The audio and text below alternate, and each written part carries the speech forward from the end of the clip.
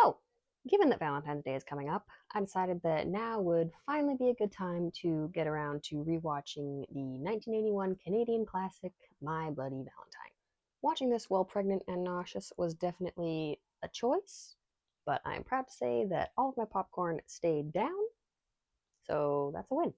I don't remember how long ago it was that I watched this for the first time, but it's definitely been a while. And after watching it again, now that I'm a bit older, I get it. I get why everyone likes this one better than the remake. You were right, okay? Happy now? I made a video about the remake several months ago because, in all honesty, I love the remake, and I still do. But I do see now why so many people who loved the original watched the remake and were like, this is garbage. These are two totally different movies. They're not even in the same vein tonally. It's just like one of the things that I love about the remake is that it's really, really bad, but it treats itself like it's so serious, and it's just a really funny dynamic.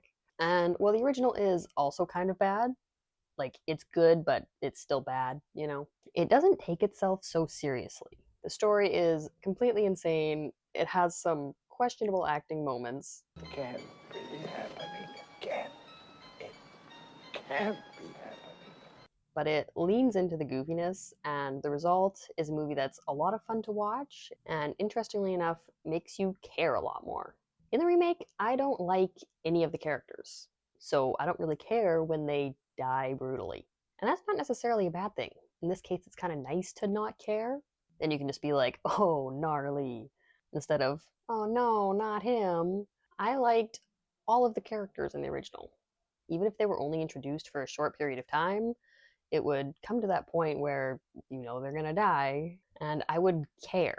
I was sad every time a character was killed off, which sucks, but is also kind of impressive. I cared about characters that I can't even name. They would have like 2 minutes of screen time, and I would be attached. And I think that's one of the movie's strongest areas is its characters. We spend so much of the runtime just watching the town interact, and it feels so real. There's such a focus on the community that you really start to love the town and the people in it. In the remake, the focus is more on how ostracized Tom is from the town, and so we don't get that same sense of closeness from the community. They talk about how close they are, but we don't really get to see it. And what we do see just doesn't feel as authentic as what they were able to capture in the original. They actually changed a lot of the story in the remake, which I didn't remember. There will be spoilers from here on out, so if you're interested in watching the original My Bloody Valentine, you should pause this, go watch it, and then come back, and maybe we can talk about it in the comments. For those who have seen it or just don't care, onward. In the original, it isn't Tom who causes the explosion. Tom is actually TJ here. It's a couple of supervisors who leave early to get to the town's annual Valentine's Day dance. They don't wait for the last of the miners to come up, and they don't do the proper checks before they leave, resulting in the explosion that causes the miners to get trapped. And because the whole town is at this party, no one notices for like a while. When they do finally dig through to rescue the miners, Harry Warden is the only one left alive, same as in the remake, except for in this one, Harry eventually had to find himself a little snacky snack, which is, you know, brutal. Now, 1 year later, on the night of the Valentine's Day dance, Harry escapes from the mental hospital that he was in and kills the two supervisors who left early. And he tells the town never to hold another Valentine's Day dance again, or they'll be sorry. A little cheesy, but I can dig it. So the movie takes place 20 years later when the town is holding their first Valentine's Day dance since the incident, and of course, shenanigans ensue. I actually like the simplicity of the original plot. The remake can feel kind of convoluted sometimes, although I do like the twist ending better. Another difference is that because TJ, Tom, didn't cause the explosion, the town doesn't hate him. He left for a while to try to make it on his own, but he didn't succeed, so now he's back and working in the mine. And really, the only contention is between him, Sarah, and Axel. TJ and Sarah used to be a couple, but when he left, Sarah ended up with Axel. And now that TJ's back, he's not super happy with the new arrangement. We also get an interesting dynamic here because TJ actually likes Axel. They used to be friends, but now he also kind of hates him too. So that makes for a much more grounded, simple, and interesting way to insert conflict into the story without just having the whole town hate TJ because everything's ultimately his fault. As for the twist ending, in the original, Axel is the killer, not TJ.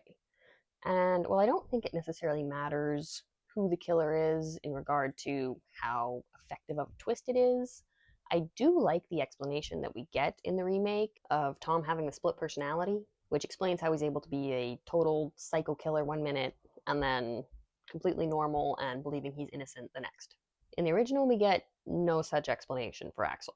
At the end of the movie, he seems completely insane, like laughing, running off into the mine. Super creepy, by the way. A plus ending. But he acts completely normal for the other 99% of the movie. We get an explanation for why he's the killer and why he might be crazy. His father was one of the supervisors and he witnessed his murder as a child, but that's it. Is he aware that he's crazy and he's just able to, put a lid on it? Does he know that he's the killer, or is it another split personality situation? I don't really get it. But despite that, like I said, really creepy ending. Sarah, be my bloody Valentine. So, all in all, despite the weak twist ending, I actually really enjoyed the original My Bloody Valentine more than I was expecting to. It definitely didn't land with me when I watched it however many years ago. So, big thank you to Rockland Graves for convincing me to give it another try. I really like Rockland Graves, so it kind of made me feel like I need to give the original another shot. Now that I'm all old and mature and stuff, and I have a more refined taste, I understand why this became a cult classic and why so many people were disappointed with the remake. I still enjoy the remake for what it is, but it really can't be compared to the original. That's going to do it for today. Please give this video a like if you made it all the way to the end, and consider subscribing if you love movies as much as I do. If you're interested in checking out my video on the remake, I will put it right here for you. Did I get it right this time? I think I got it right this time. Anywho,